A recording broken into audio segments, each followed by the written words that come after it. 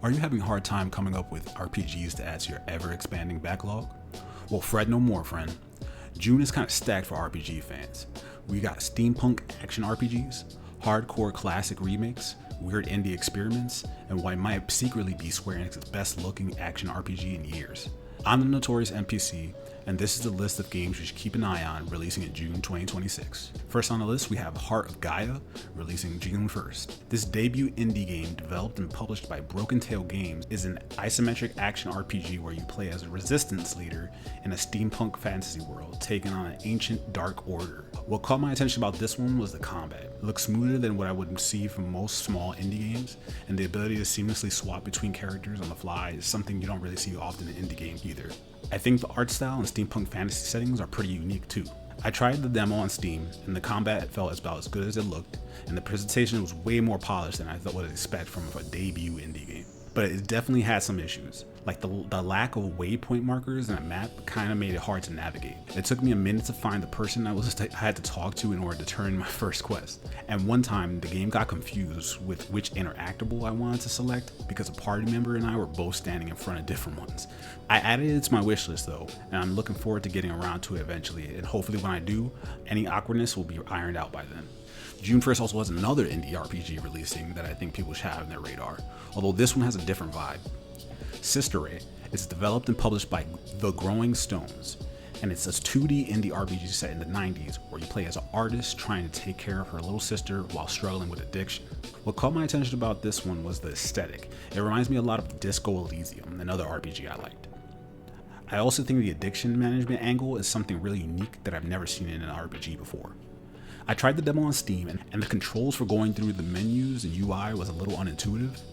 You use the left and right face buttons, so X and B on the Xbox controller, to scroll through vertical options in dialogue, which I kept screwing up. I wish we could just use the D-pad or something. But other than that, I had no issues, and the art style, music, dialogue, and gameplay kept me engaged the whole time. I added it to my wishlist, and I'm looking forward to when the full game releases. After that, we have Gothic 1 Remake, releasing on June 5th. This is being developed by Alchemia Interactive and published by THQ Nordic. And it's a remake of the original Gothic, an open world RPG that released back in 2001 and was originally developed by Piranha Bytes. You play as a prisoner trying to escape a prison colony in a high fantasy world.